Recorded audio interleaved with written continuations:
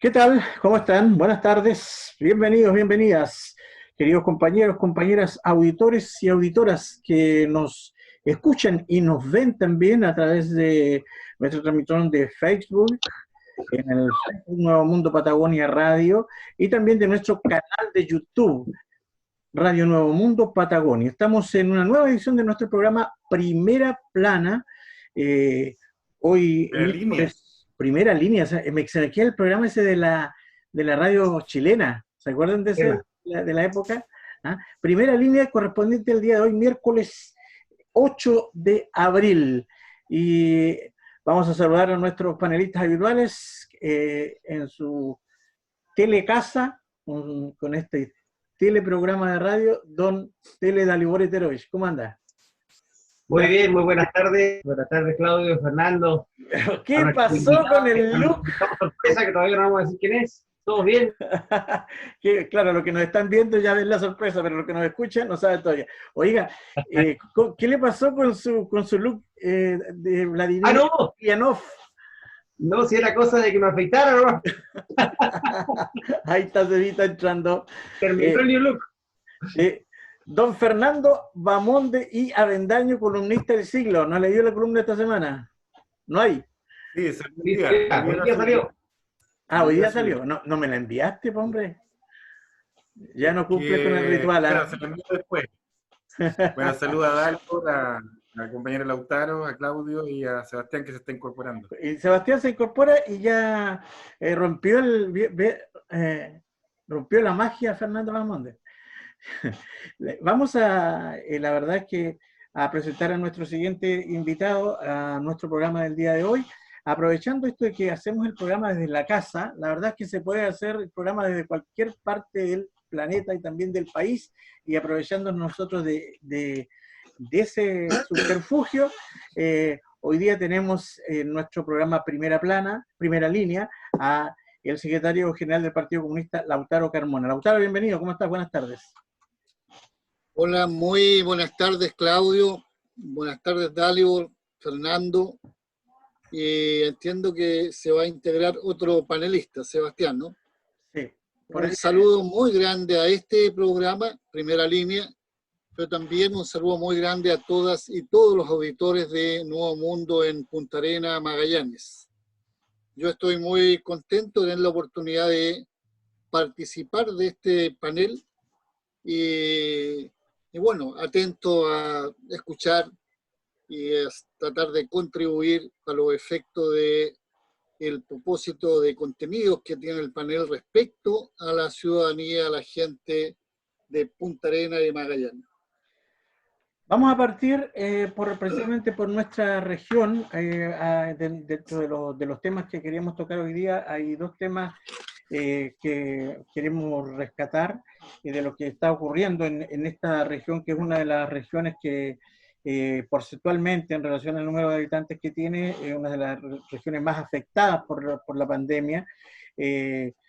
Ya lo que tenemos hasta el momento superan los 220 infectados, pero eso es lo que entregan los exámenes. Y los exámenes en nuestra, le recordamos a Lautaro, en nuestra región, todavía se van a Santiago y demoran 24, 48 y hasta 72 horas en llegar. Entonces, no es el número real en este minuto, y todo indica que progresivamente la curva va avanzando, que estamos lejos todavía del pic. Algunos dicen que el pic va a llegar recién en el mes de mayo de infectados, y se han ido produciendo algunas situaciones ya también complejas.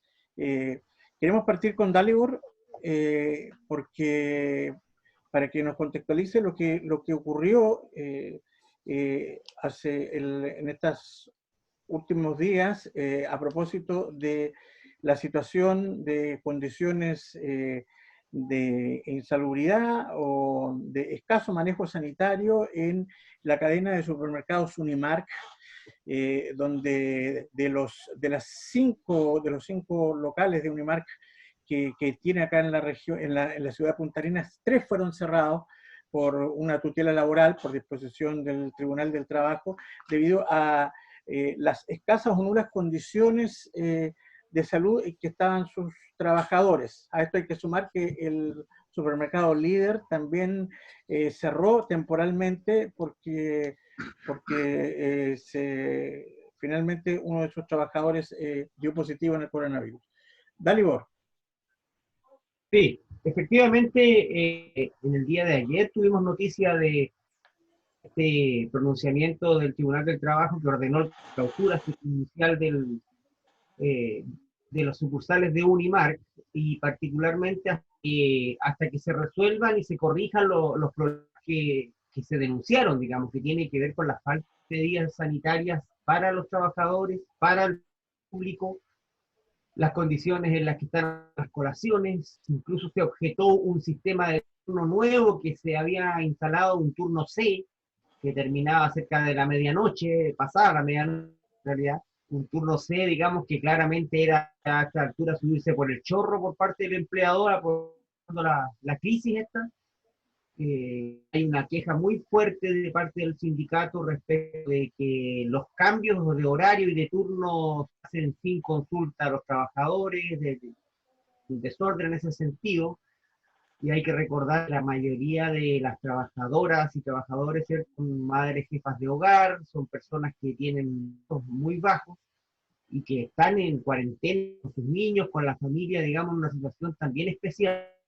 Por lo tanto, todo esto conspiró para que la paciencia del sindicato se agotara y en esta presentación a juzgado del trabajo hubiesen finalmente estas medidas. Ahora, eso generó claramente, de alguna manera, genera una suerte de caos, de crisis, y rápidamente se vio mucha gente que parte a otro supermercado, digamos, al Líder, y hacen unas colas enormes ayer, que es una situación que la verdad es que no tiene explicación, y en el contexto de que las colas eran varias colas, se detecta que también hay un funcionario del propio supermercado Líder con un trabajador, digamos, con este contagiado, y también se cierra el mismo supermercado. Entonces se genera todo un tema ahí también social que da cuenta de que no estamos preparados, no tenemos clara conciencia de lo que está ocurriendo. El comercio hoy día funciona en los barrios, los negocios de manera normal. Uno no entiende cuál es la urgencia o la necesidad, digamos, por acudir a los supermercados de manera masiva. Entonces, todo esto conspira finalmente para que la situación se vaya complejizando cada vez más. Al margen esto, digamos, de lo que significó la gravedad de la situación en el del supermercado Unimark, que esperamos se resuelva finalmente, lo que debe hacer es cumplirse con la normativa, generar las condiciones apropiadas para que el personal pueda almorzar como corresponde, tomar su colación con las distancias pertinentes, en un lugar apropiado, que existan mascarillas y guantes suficientes para las cajeras, hayan separadores, biombos plásticos que se están usando hoy día en las cajas para evitar los contactos. En fin, una serie de medidas que el sindicato de Unimark visita, y que es esperar que se haga rápido, ¿no? Porque lo último que esperamos es que ahora esta empresa en represalia inicie despidos en contra de quienes hicieron denuncia, inicie despidos para reducir turnos, y aún se agrave más la situación, porque no sería extraño, digamos, dado el comportamiento de algunos malos empresarios de la región.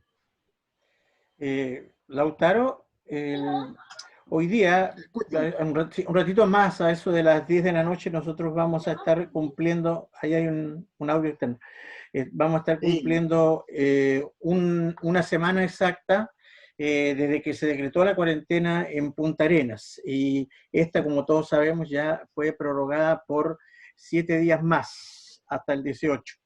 Pero la verdad es que esta situación que están viviendo los trabajadores, no solo los trabajadores del área del supermercado, también sabemos que precisamente en el mismo momento en que se decretó la cuarentena, el partido a nivel regional sacó una declaración sobre aquello, ya pareciera que estuvieran coordinados con las empresas constructoras, porque tenían listos los finiquitos y se despidieron de las principales empresas constructoras de la región, Salfa, Bilicic, más de 3.000 trabajadores, lo que hoy día se suma a una situación también muy grave que está ocurriendo en esta empresa de tarjeteros, porque ellos recién habían renovado, habían cambiado de empleador, no alcanzaban a tener el mes y también ya están sufriendo los despidos.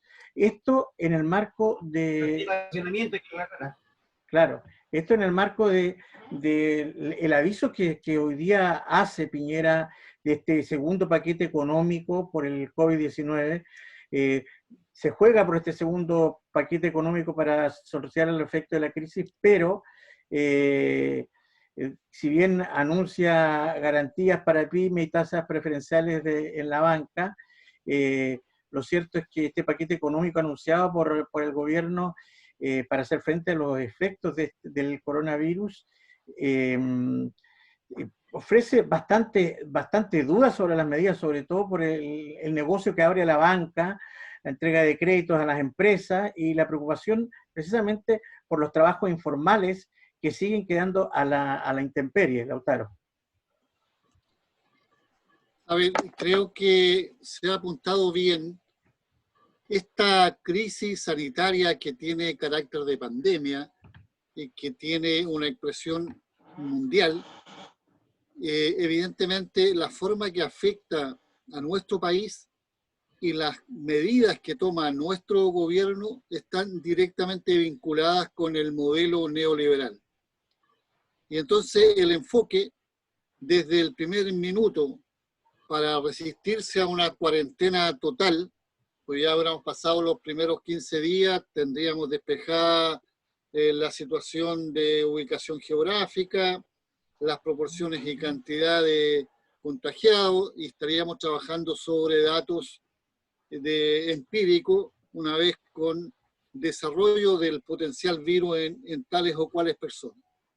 Sin embargo, la resistencia, lo han dicho con todas sus palabras autoridades de gobierno, es que una cuarentena total significa paralizar la economía.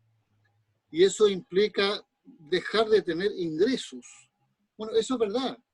Una guerra mundial también significa paralizar la economía. Un desastre sin control desde el punto de vista de la naturaleza también lo hace. Ese no es el punto.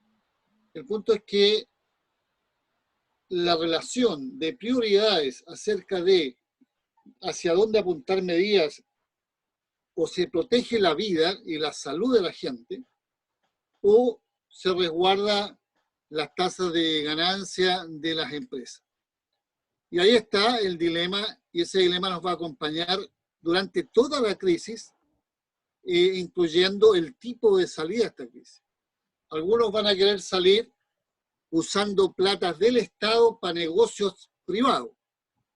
Y otros vamos a pechar porque precisamente, pasada la prueba humanitaria del modelo neoliberal, lo que queda al desnudo es la necesidad absoluta de un cambio profundo a este modelo.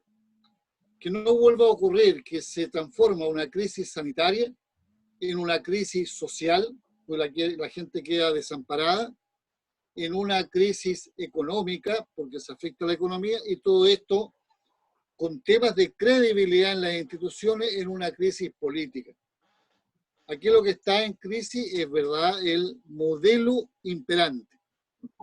Y las medidas van a ser mediante presiones con limitación para los trabajadores, que no pueden estar expresando esto en las calles, pero yo creo que eso se va a romper, y poniendo el acento en las cuestiones que sean de mayor efecto multiplicador en lo que se trata del resguardo de la salud. Me explico. Tenemos que, entre comillas, destinar una cantidad de recursos significativos para proteger a los trabajadores de la salud y en particular a los trabajadores de la salud primaria. Creemos que en ese sector es clave producir turnos 10x10, o sea, que signifiquen cuarentenas de una parte del personal mientras otra parte está trabajando.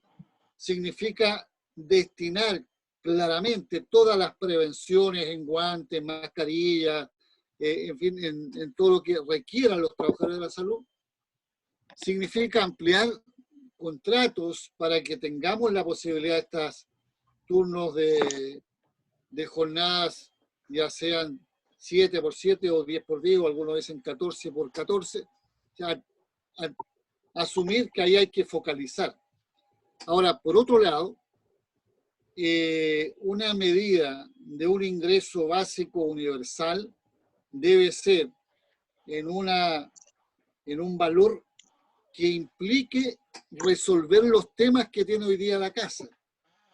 Porque si usted va a seguir con este PEMPOG de 50 lucas para tales o cuales trabajadores, lo está echando a la calle a buscar plata o a buscar comida. Aquí va a haber, y ya está cursando en varias poblaciones del país, hambre. Se van a levantar ollas comunes. Va a empezar a surgir una cierta desesperación.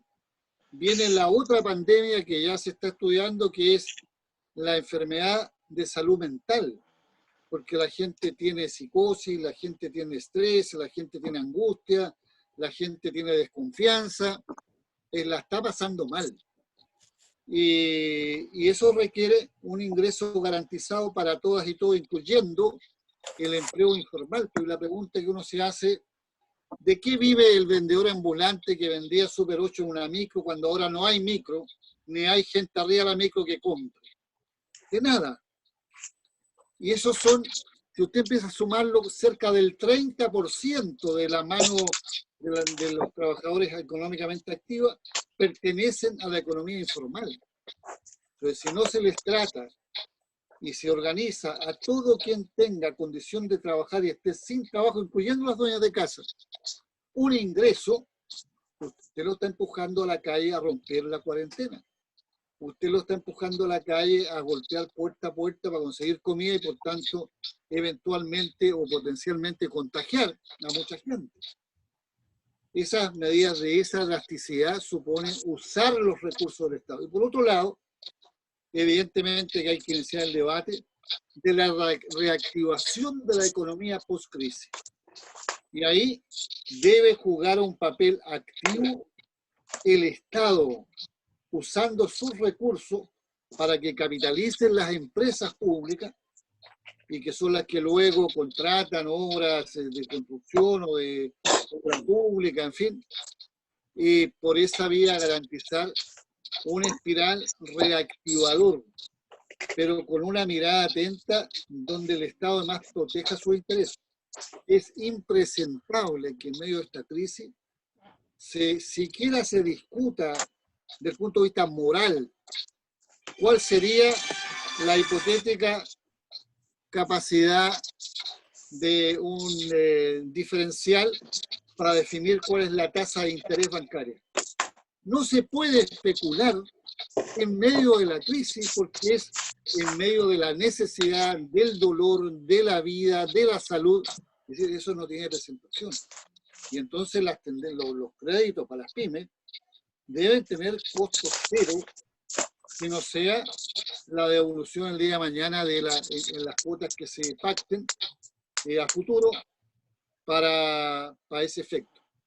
Entonces, yo creo que la sabiduría del mundo popular que está organizado, pero sobre todo que nace de una angustia, de una necesidad inequívoca, lleva a presionar por medidas que obliguen a que el Estado juegue su papel.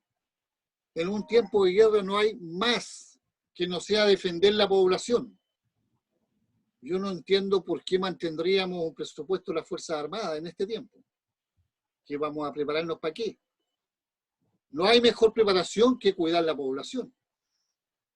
Hay que destinar y presionar para que el presupuesto que va a los municipios tenga en cuenta que hay gente que va a dejar de pagar. El no pago es una demanda legítima, porque no hay ingreso. Pero a su vez hay espacios públicos como el municipio, como las universidades, que son públicas, que si hay no pago, no tienen ingreso, porque está de esa manera financiado también el municipio. Y si el municipio no tiene ingreso, ¿cómo ahorra? El primer eslabón es el más débil y son los trabajadores a honorario. O sea, de nuevo, los trabajadores cargan con el costo de ser cesante, los trabajadores cargan con el costo de sus propios ahorros en los seguros de cesantía, o sea, están haciendo pedazo la poca capacidad que tenga un trabajador después de mucho esfuerzo para que financie esta crisis, y sin embargo la gran empresa, no hay un nuevo impuesto, no hay un nuevo impuesto a la gran riqueza que sostenga esto. Lo que hay son promociones publicitarias como los aportes a la Teletón, que los descuentan luego de los impuestos, por tanto es solo publicidad. Creo que tiene la palabra la organización de los trabajadores. El tema de los trabajadores de supermercados, los trabajadores de farmacia, los trabajadores que están resolviendo una necesidad obligada que es abastecerse, que es tener los remedios, deben tener un trato preferencial. Hay que denunciar fuertemente cualquier cosa que significa el fin de contrato arbitrariamente. Nosotros hemos exigido, no se puede echar a ningún trabajador en medio de esta pandemia. Pero obviamente el empresario no es lo que va a hacer. Que no sea reaccionar, y creo que va a encontrar la gente el mecanismo de... Lo van a obligar a romper la cuarentena. No va a tener más posibilidades que no salir a gritar en la calle, porque fíjense ustedes que antes uno decía, bueno, fiscalice la oposición desde la Cámara. Con este espectáculo que ha significado la elección de la nueva mesa, si el pueblo no se organiza y fiscaliza directamente a la forma popular histórica que es la presión, no va a haber quien defienda sus derechos y podemos encontrarnos en un tipo de salida que crea condiciones para un reviente social de marca mayor. Estamos en primera línea junto hoy día al secretario general del Partido Comunista, Lautaro Carmona. Se ha incorporado también Sebastián Aranda y tenemos pendiente la opinión de Fernando Bamonde. Yo quiero tomar uno de los últimos aspectos que mencionó Lautaro, Fernando, para profundizar en el análisis, en el comentario, acerca de finalmente esta situación que se presentó en la Cámara Baja, donde por diversas razones y con responsabilidades políticas de por medio, finalmente la derecha se queda con la presidencia de la Cámara Baja. Silver finalmente se queda con los crespos hechos, ahí se le cobra de alguna manera, se le pasa la factura al Frente Amplio, pero lo cierto es que los quórums, porque la votación, recordemos, para la elección de la mesa tiene que ser presencial, finalmente no estuvieron. Fernando Bamonde. Sí, mira, más que nada aprovechar la presencia del invitado y hacer una consulta frente a eso, porque hay una serie de iniciativas y propuestas que se han hecho el gobierno de organizaciones sociales y el mundo político. Sin embargo, ninguna de estas propuestas ha sido acogida, en particular las que ha hecho la izquierda al gobierno. Y esto implica un grave problema, aparte del problema que tenemos por la pandemia, y hay medidas inmediatas y otras de orden más estructural, inmediata en controlar la pandemia, de declarar algunas medidas en orden sanitario inmediato que tiene que ver con la salud y la vida de las personas, y una segunda batería de iniciativas que derivan de las consecuencias económicas, sociales que va a tener el efecto de esta situación en nuestro país. Pero el segundo gran problema es que todas esas medidas dependen del Ejecutivo. Entonces, preguntarte a ti, Lautaro, el hecho de cómo ves a la oposición. Una oposición que desde el 18 de octubre en adelante, y particularmente luego del 15 de noviembre, con el acuerdo, se fracturó, se rompió. Y hoy día, ¿cómo ves el rol que está cumpliendo la oposición frente a la crisis? Y segundo, ¿cómo puede devenir esto? Porque tiene que tener una canalización y una salida política, en una posibilidad de que exista una nueva correlación de fuerzas una vez pase también el impacto que estamos viviendo hoy día de cuando se retome un poco la normalidad. Si existirá una nueva correlación de fuerzas y una nueva política de alianza luego de este periodo. A ver, creo que el hecho que ha ocurrido el día de ayer es de suma gravedad, porque el gusto que se dieron algunos parlamentarios, hombres y mujeres, para pasarse cuenta entre ellos a través de los votos, claro, tiene seguramente efecto en las relaciones personales que van a tener entre ellos, tendrá efecto en los tonos en que se van a hablar y se van a referir, pero las consecuencias reales las paga el pueblo. Porque va a tener el gobierno una conducción de la Cámara que va a pasar por un tubo todo en lo que significa, por ejemplo, velocidad de legislación en temas que no son vinculados al tema de la crisis sanitaria, pero que sí son acentos mayores en un modelo neoliberal. Y entonces las sumas urgencias, no a ver quién las recita, o eso es un rol que juega la presidencia de la Cámara. Si esto se consuma, no sé cuál es el efecto que va a tener en las presidencias, las comisiones de la Cámara. Entonces le han hecho un regalo para que el gobierno tenga un mecanismo de urgir y esa legislación no afecta al Parlamento en sí mismo. Esa legislación afecta a la gente. Por eso yo creo que la gente está en legítimo derecho, la de oposición en primer lugar, de exigirle a sus parlamentarios en cada territorio, por la vía de fiscalizarlos, que transparenten su voto y que indiquen cuál fue la argumentación para un debate político previo a este hecho que ellos plantearon para impedir que las cosas se consumaran como fue. ¿Será que se ha producido un problema de la poquísima confianza que quedaba en algunos parlamentarios? La gente dice, bueno, ¿para qué sirven? Si cuando incluso son tareas propias de ellos, las hacen para el otro lado. Entonces, claro, algunos estarán muy felices porque esto termina de consumar una relación de abdicación frente a las políticas del gobierno.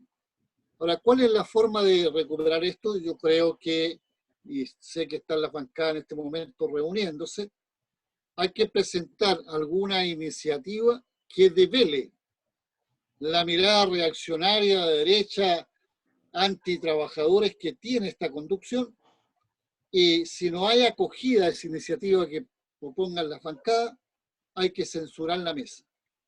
Pero para censurar la mesa hay que tener los votos para que gane la censura.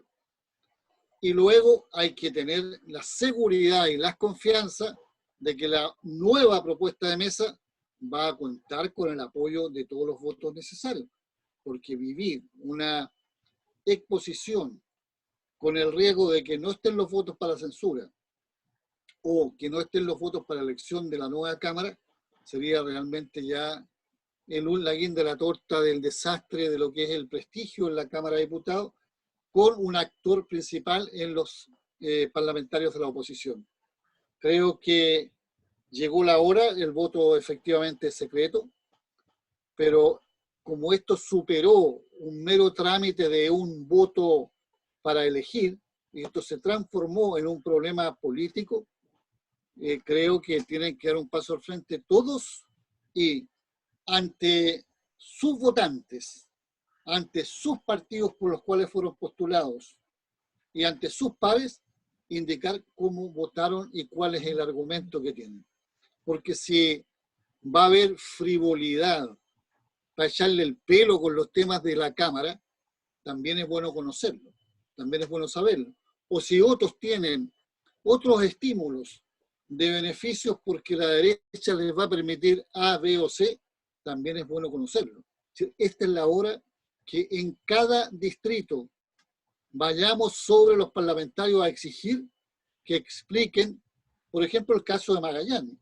Hay una afirmación que dice el Frente Amplio no cumplió el acuerdo. Lo dice desde la ADC. Hay otro que dice el Partido Humanista no cumplió el acuerdo. Bueno, cada uno vaya saliendo a la pizarra y que no le dé lo mismo, porque esta es una explicación que no es entre ellos. Porque si fuera un problema entre ellos, bueno, son todos grandes, tienen buenos recursos, buenos autos, no hay problema. Yo conozco ese ambiente. El problema es con la gente. El problema es con la gente sencilla que la está pasando mal y que tenía esperanzas que el Parlamento ayudara. Entonces, viene un debate duro con el tipo de salida, con la relación que esto tiene con la votación para la constituyente, etcétera, etcétera. Y ahí, si no está despejado esto, puede ser un hecho gravísimo. Desde el punto de vista nuestro, vamos a transparentar nuestra argumentación. Yo creo que lo que hicieron con el Partido Comunista es una pasada de cuenta que tiene origen en el anticomunismo, por el papel activo que ha jugado la bancada, incluso en denunciar. No se olviden que fuimos directos y duros en la crítica a los que asistieron el 15 de noviembre a esa mesa de medianoche en un palacio del ex Congreso, y donde se le concedió una salvavidas a la derecha y al gobierno cuando el pueblo tenía el sartén por el mango. Y se excluyó no solo a un sector político, sino particularmente al movimiento social organizado, sobre todo a los sindicatos. Esa cuenta la están pasando, pero primero hagan el debate para que sepamos todo acá detenernos, porque lo otro es entre autoritario, o sea, el que no se ordena con lo que ellos determinan, está complicado y sonado, pero también es muy cobarde, le falta mucho valor y además es muy obsecuente con lo que quiere instalar el gobierno.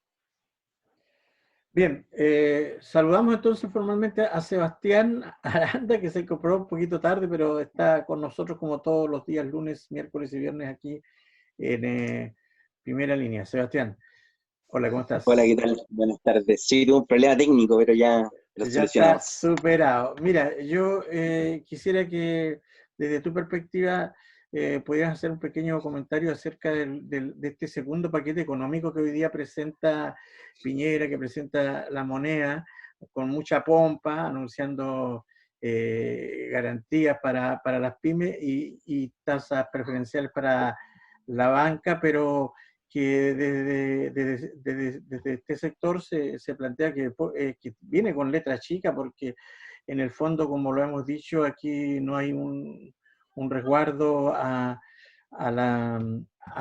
trabajo informal, no está precisado si la ayuda va a ser un bono, si van a tener que postular a bolsa de trabajo para acceder a remuneración, etcétera. Sobre este tema el segundo paquete de medidas económicas para enfrentar Sí, yo el COVID. no sé si lo mencionaron anteriormente, pero el paquete consistía básicamente en dos niveles, ¿cierto? El que tú mencionabas es un crédito o un aval del Estado, en definitiva, para darle o entregarle a la banca la liquidez suficiente para generar préstamos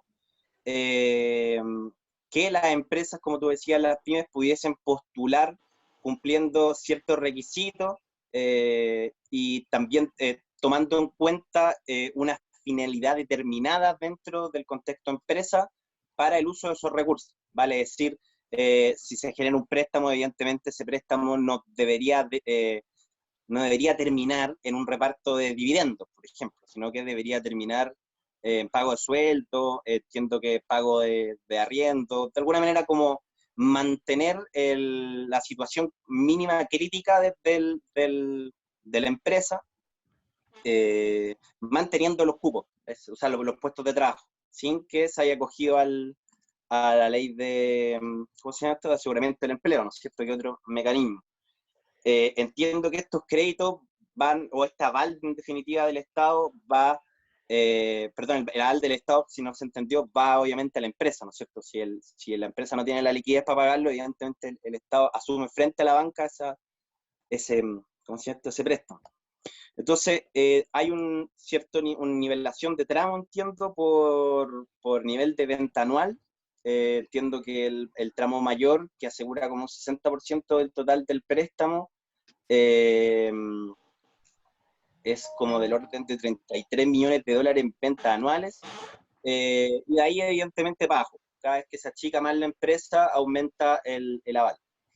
De alguna manera va en la línea de lo que pedían también bastante economistas, de forma bien transversal, pero sobre lo cual tampoco había mucha duda. O sea, se sabía que de alguna manera iba a haber algún estímulo de parte del gobierno para entregarle liquidez a la banca, y generalmente esos estímulos, si bien es cierto, son bastante consistentes, el único perjuicio que generan en la banca es dejar de perder. O sea, ¿no? Prácticamente es netear de alguna manera la situación de la banca en términos de este beneficio. Y el otro nivel, entiendo que es lo que se mencionaba, que es un fondo de 2.000 millones de dólares para los trabajadores independientes. Ahora, como tú mencionabas, no hay ninguna certeza ni ninguna luz respecto de cómo se van a distribuir estos recursos. 2.000 millones de dólares, igual uno estima que quizás no es tanta plata, tomando en cuenta el porcentaje no menor de la fuerza de trabajo que hoy en día trabaja de manera independiente, y de alguna manera todavía siguen quedando abiertas bastantes interrogantes. Si bien es cierto un avance, siento yo que todavía hay espacio para más, sobre todo en lo que es la protección de los puestos de trabajo, y sobre todo perfeccionando el bono COVID, que hasta el momento no, que va más que nada destinado a las cargas que tienen cada hogar, que sin duda es totalmente insuficiente. Eso respecto a medidas, respondiendo a tu pregunta. Sí, muy bien, está muy ordenado hoy día, ¿eh? Parece que te asustaste con el atraso. Dalibor, a propósito de lo que decía en su primera intervención, Lautaro, principalmente en relación a cómo ha afectado esta crisis a los trabajadores de la salud. Se habla de que los trabajadores de la salud son la primera línea para enfrentar esta pandemia, y son los que obviamente están más expuestos, pero además de aquello, tienen un alto nivel de contagio también, por supuesto. Ha surgido lamentablemente una reacción de un sector de la ciudadanía muy compleja. El presidente del Colegio Médico Regional Magallanes, Gonzalo Sáez, hacía una denuncia de que, y esto también está pasando en el resto del país, que a los trabajadores de salud, por ejemplo, lo estaban discriminando, no los dejaban entrar en los hostales. Muchos de ellos, para no contagiar a sus familias, han arrendado piezas o habitaciones en hostales, sin embargo, le estaban cerrando esa posibilidad, y en algunos casos los propios vecinos, cuando regresan a sus barrios, le están poniendo problemas para el ingreso a sus hogares. ¿Qué te parece esa situación? Sí, es un tema que se está dando con bastante recurrencia hoy día, lamentablemente. Hemos también escuchado Santiago en edificios de departamentos, en condominios, donde la comunidad les impide recurrir o utilizar espacios comunes, digamos, incluso que utilicen los ascensores. Ya es una cosa bastante cruda. Y eso dice relación también con la falta de educación que ha habido al respecto con la comunidad, la falta de una buena información. Hoy día se refleja en estos sectores que exigen, por ejemplo, que se conozcan los nombres. Uno en redes sociales incluso ve cosas tan increíbles como que sería bueno que las personas que están contagiadas estuvieran con una marca, digamos.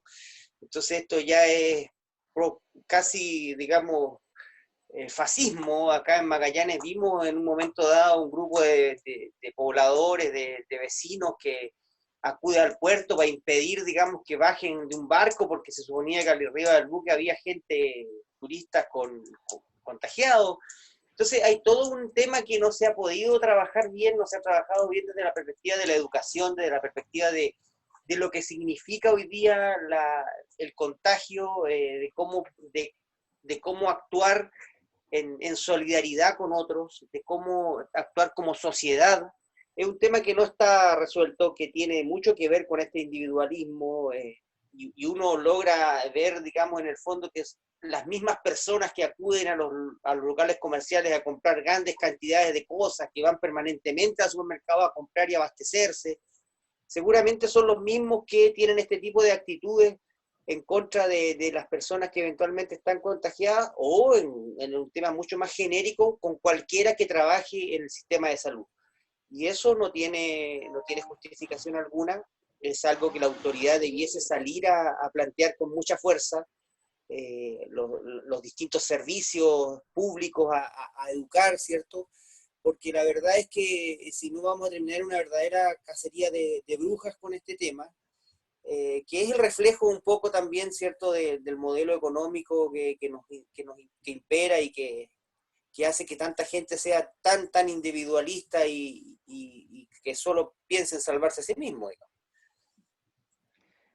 Lautaro, sobre este tema de la salud, precisamente, hoy día la presidenta del Colegio Médico, Isquia Sichis, plantea que el manejo que ha tenido el gobierno de la información poco transparente sobre el tema de la pandemia, hay una suerte de oscurantismo detrás de ello, y que esta famosa mesa social que tan pomposamente se instaló finalmente es más cosmética que nada, porque no los dejan tomar ninguna decisión.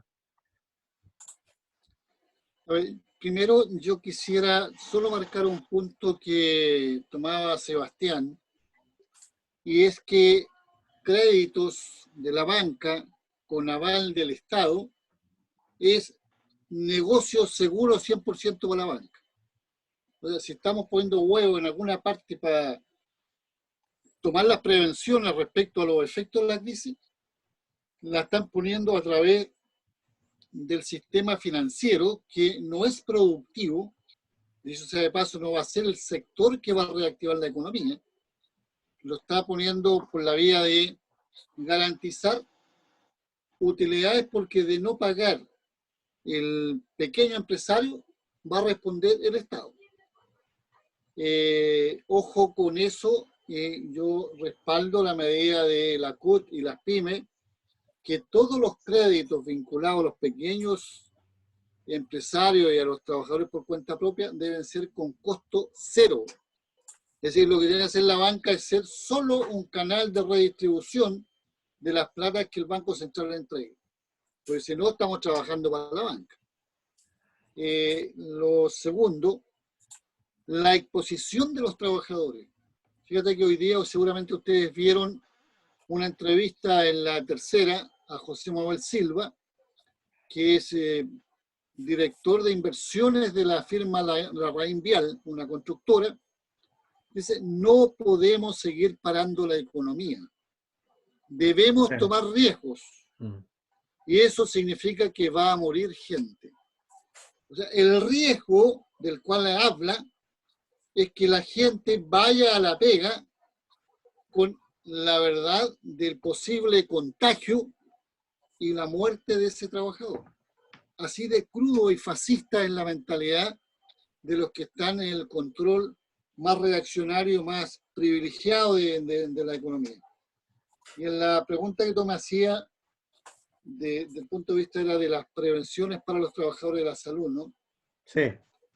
Yo creo que todo lo que signifique un acercamiento solidario, de reconocimiento a la labor, sobre todo de los profesionales, de acuerdo, médicos y profesionales universitarios de las otras áreas de la salud, pero sobre todo de el auxiliar, de la secretaria, de los que además tienen un ingreso miserable a nivel de lo que son los salarios que tiene la salud primaria a nivel municipal, y también los salarios de los trabajadores centralizados.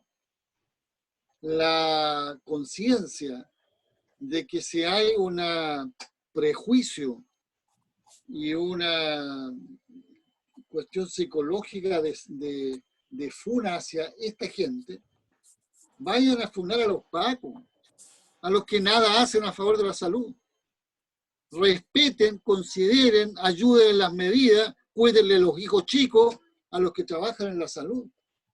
Que si no es por esa disposición que tiene mucho vocacional, porque no hay horas extras, no le subieron el sueldo, solo es puro riesgo.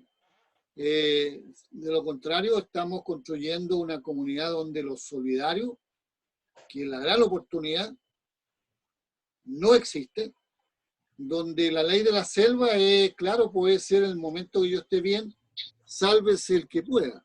Yo lo quiero ver cuando lo deje botado el taxi y tenga que irse caminando. Yo lo quiero ver cuando le toque a la mamá o a la abuelita de él, a quién le va a pedir ayuda. Sí, ojo con eso, creo que el partido tiene la obligación y la juventud de incluso construir ciertas señales de fuerza del ejemplo de qué es ser solidario en este momento, tomando todas las prevenciones, por cierto, frente al posible contagio. Pero donde hay funas para los que viven en el piso A, B o C de un edificio, bueno, mejor tomen medidas con que el ascensor, uno de los dos, sea solo para los que son funcionarios de la salud, esté siempre satinizado para que hayan medidas que no contagien por contacto con el botón que marca el piso. En fin, yo creo que hay inteligencia para prevenir, pero lo otro es troglodita, lo otro es de verdad ir por el camino, no sé, peor que en Ecuador, no sé dónde, en que los enemigos de esto no van a ser los que trajeron el virus a Chile, que no andaba nadie del PEMPOG o del empleo mínimo paseando ni por China ni por Europa. No son los que lo trajeron. Los enemigos van a ser los hermanos de clase que están sacándose la mugre con todos los riesgos para, de alguna forma, tratar de detener el efecto de la pandemia. Una precisamente de los efectos de esta pandemia que se ha mostrado es esta suerte de este resurgimiento, de este individualismo, lo que tú decías, de este sálvese quien pueda, sálvese solo, ¿ah? Y que incluso en las naciones europeas principalmente se manifiesta en una suerte de resurgimiento de los nacionalismos que hemos conversado en programas anteriores. Pero Fernando, aprovechando tu calidad de profe, yo quería preguntarte, hoy día la bancada del Partido Comunista, a través del diputado Amaro Labra, presenta un proyecto de ley, hay otros similares, para que los canales de televisión abierta puedan disponer de un par de horas, de las 11 hasta la 1 de la tarde, creo que dice el proyecto, para entregar contenidos educativos. El presidente del Colegio de Profesores, Mario Aguilar, hablaba de que efectivamente estas declaraciones que hizo el ministro de Educación de que sí o sí, llueva, trueno, relampaguee, las clases presenciales comienzan el 27 de abril, cuando todavía sabemos que no hemos llegado al nivel más alto del contagio. Nos dan cuenta de una situación en el plano de educación muy compleja y muy mal manejo del gobierno. Nosotros lo hemos visto aquí precisamente, donde el Ministerio de Educación propone uso de plataformas virtuales, pero ¿qué pasa con los chicos y nosotros los vemos como profesores que no tienen internet en su casa? Porque aunque uno no crea, no todo el mundo tiene internet en su casa, no todo el mundo tiene acceso a un computador, y incluso hay gente que vive a las afueras de la ciudad donde la señal es mala o no llega. Es muy difícil esto de hacer la teleeducación. Sin embargo, cuando se proponen medidas como esta, que propone hoy día la bancada del Partido Comunista, que el gobierno prácticamente responde, porque lo había dicho antes, con una pachotada como esta del ministro que dice que aquí sí o sí las clases tienen que comenzar después de estas famosas vacaciones de invierno que comienzan ahora el próximo lunes. Bueno, la crisis no hace otra cosa que desnudar a dos cosas. Uno, la forma que adquirió este Estado en el modelo neoliberal, y segundo, también desnudar lo que hace una práctica cotidiana de este gobierno, vale decir, de no atender las demandas de distintos sectores organizados, organizaciones sociales, movimientos sociales.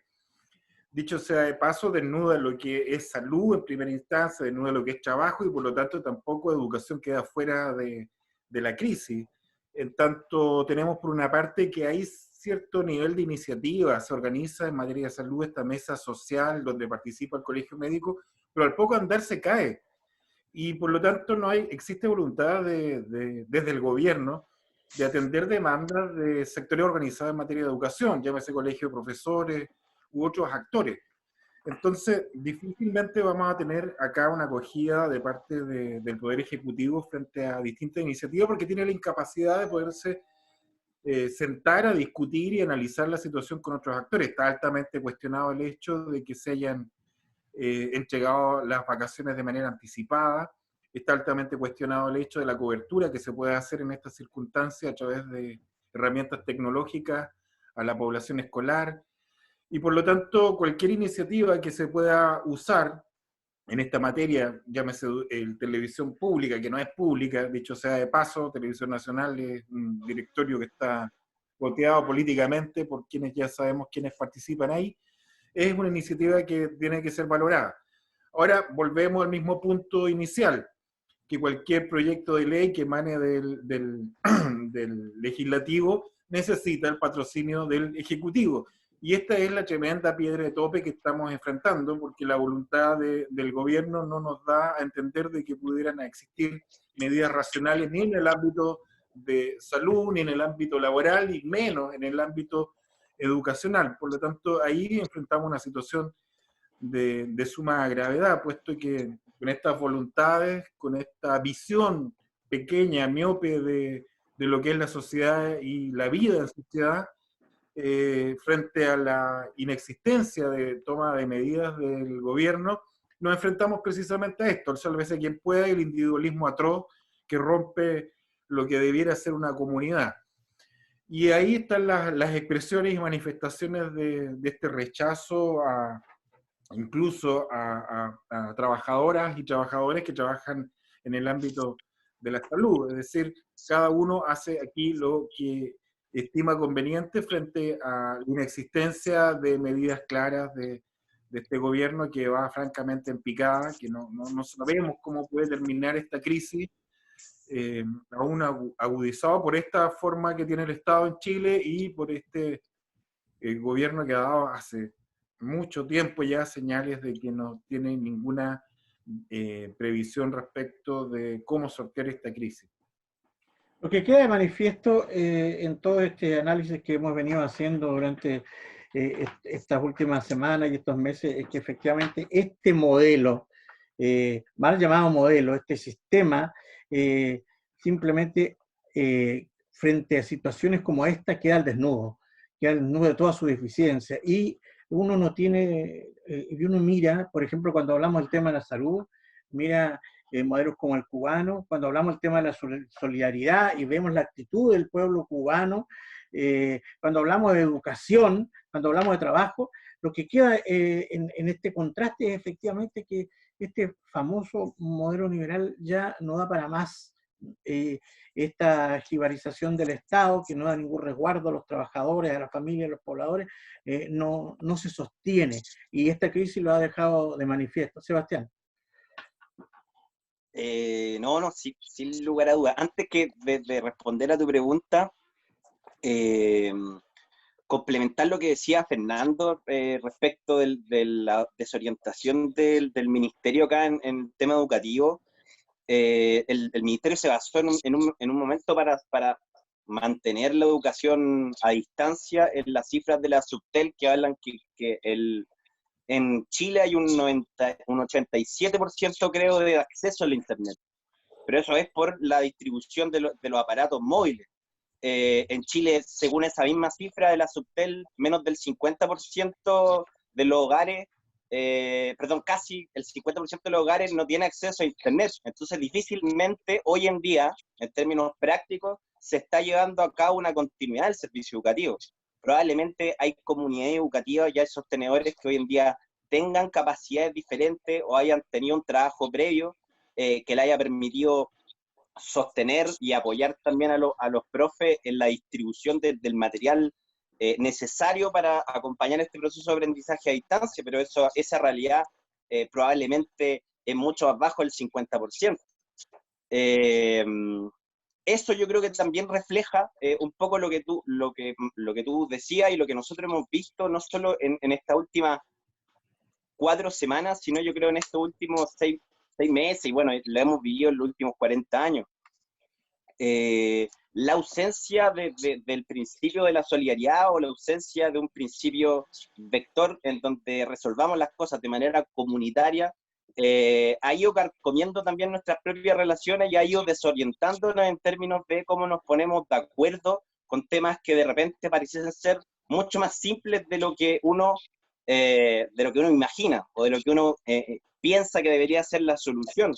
Yo creo que a esa punta, por ejemplo, Zizek, cuando habla de que hoy en día estamos en una coyuntura entre una especie de comunismo y una barbarie. O sea, o somos capaces de ponernos de acuerdo en principios comunes básicos y a partir de ahí vamos construyendo un relato que vaya alcanzando cada vez niveles mayores superestructurales, o sencillamente vamos a caer en estos protofascismos que van a seguir apareciendo lamentablemente, porque cuando hay una ausencia de un norte más o menos claro en términos de qué es lo que hay que seguir y un convencimiento obvio respecto de cómo debemos ir hacia ese norte, evidentemente cada persona va a utilizar su bagaje cultural y su propio raciocinio para resolverlo, y lamentablemente en un país en donde la ausencia del Estado en términos de generar un proceso pedagógico mínimo que entregue herramientas de racionalidad, tenemos también las posibilidades de episodios de locura o de persecución que lamentablemente probablemente van a escapar a nuestra imaginación. Entonces yo veo acá la necesidad también, a pesar de estar viviendo en carne propia todas estas contradicciones que ha generado este sistema neoliberal, también veo la necesidad imperante de alcanzar consenso lo antes posible.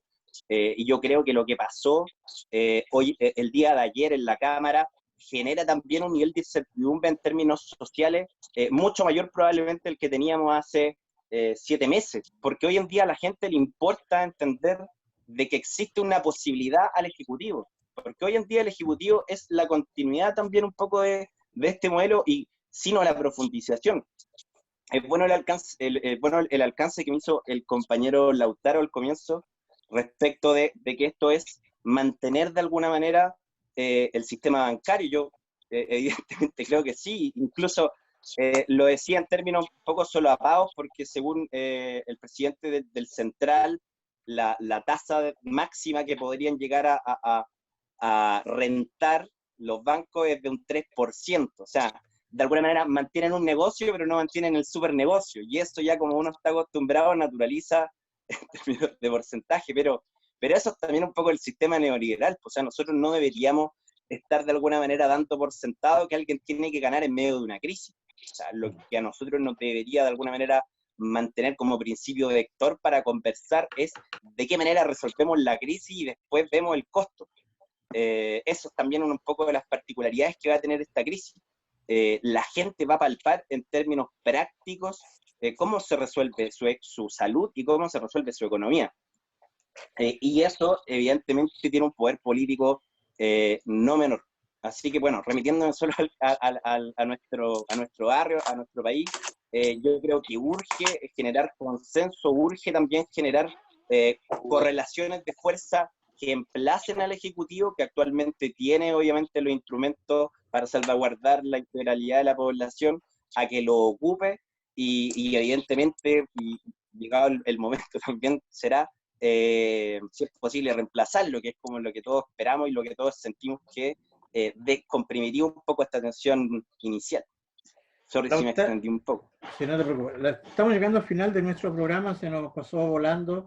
Hemos compartido esta tarde aquí en primera línea con Lautaro Carmona, secretario general del Partido Comunista, y nuestros panelistas habituales, Fernando Bamonde, Sebastián Aranda y Dalibor Eterovich. Lautaro, yo quisiera en el final un tema que tú tocaste así y que poco se ha tocado, muy de soslayo en tus intervenciones. Nosotros estamos entrando a la segunda semana de cuarentena, la segunda semana de encierro. Y la verdad es que ya se ven efectivamente algunos efectos psicológicos de lo que esto implica. Bueno, las organizaciones de mujeres han dado cuenta del aumento en los números de violencia intrafamiliar. Está esta situación de toda la complejidad que implica quienes están haciendo teletrabajo en sus casas, porque cuando hablamos de educación, de repente hay un computador, pero hay 3 estudiantes y hay 2 personas que trabajan en la casa para pelearse un solo computador. Todas estas situaciones que implica y lo que va avanzando en lo que es el resguardo de la salud mental. Yo como mensaje final me gustaría que tú, ¿qué le podrías decir a la gente de Magallanes que hoy día ya está entrando en su segunda semana de encierro? A ver, lo primero, oye, si ustedes me permiten, quisiera saludar una iniciativa del compañero Manuel Rodríguez, que días atrás me hizo saber algo que está en el medio de todos los miembros de los movimientos y agrupaciones de derechos humanos. Todos sabemos que quienes hoy día son beneficiarios del programa VALES están todos sobre los 65 años, o la mayoría de ellos. Sin embargo, no hay focalizada ninguna ayuda, porque además hay gente que vivió la presión, la tortura, en fin, y tiene eso consecuencias. Entonces, debiera haber una preocupación que focalizara también en ellos. Para el conocimiento del compañero y de ustedes, se lo formulamos esto a nuestra bancada. Le solicitamos que hiciera un proyecto de acuerdo. Estos son recursos económicos, por tanto no es iniciativa parlamentaria que no sea el Ejecutivo, pero que develen, así como por una parte están preocupados de hacer presiones indebidas para liberar a criminales de lesa humanidad en Punta Peuco, esta otra cara también los desnude por la falta de una mirada humanitaria real. Lo segundo, estamos trabajando con nuestra Comisión de Salud un instructivo que aborde esta nueva expresión de la crisis sanitaria. Son el tema viral y por consiguiente las medidas frente a la vacuna contra la influenza, la medida de prevenciones para no resfriarse, nada que vaya en la dirección de afectar o debilitar el sistema respiratorio. Por eso hacen muy bien los compañeros que yo me he dado cuenta ya no están fumando, porque esa es una condición que genera una debilidad. Pero viene esta otra manifestación, que es la enfermedad de salud mental por estrés, por inseguridad, por angustia, por una convivencia que en muchos hogares, muchos, y sobre todo la gente más vulnerable, tiene cero posibilidad de la distancia social, de 1 metro, en fin.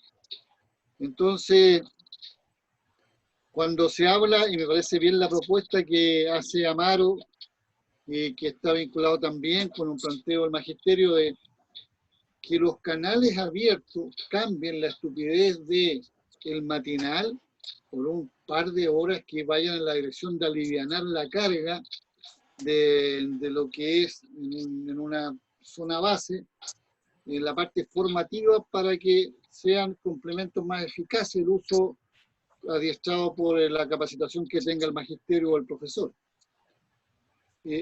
La forma de abordar este tema es tratar de ponerle una referencia que trate de comprender y objetivizar una tensión.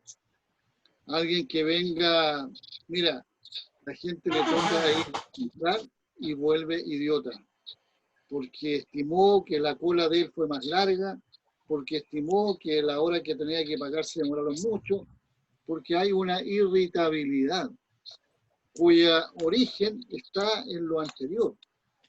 No existía en nuestro país, que no fueran los toques de queda, una cuarentena de esta dimensión. Y eso que no es total, debiera ser total. Si usted lo asocia a que no se conoce el resultado del examen, porque ese examen nadie sabe cuándo se lo van a hacer, y cuando lo envían nadie sabe dónde va a ir a dar, y al final tiene 3 días después la respuesta, más inseguridad. Hay gente que se especializa en esto y dice, mira, la mejor manera en la intimidad es tratar de colectivizar, de contarse historias, de ver cuál es la misión de cada uno, de proyectarse para adelante, pero eso ya tiene tonos en cada familia que tiene que ver con ADN sociales, me refiero, no ADN biológico, de en qué condiciones le tocó jugar en esta pasada, qué es su barrio, en fin. Creo que tenemos ahí una tarea, y sobre todo ustedes que tienen medios de comunicación que pueden acceder, que además han proyectado a través de este audiovisual, deberán tener conversatorio con psicólogos, con sociólogos, con maestros, y con gente que traiga el sentido común para, por esa vía, meter en la cabeza otro tipo de preocupación, distensar y decir, mira, cada vez que gaste energía en un problema de alteración de relaciones, los míos, le estoy perdonando eso al patrón o al gobierno de derecha.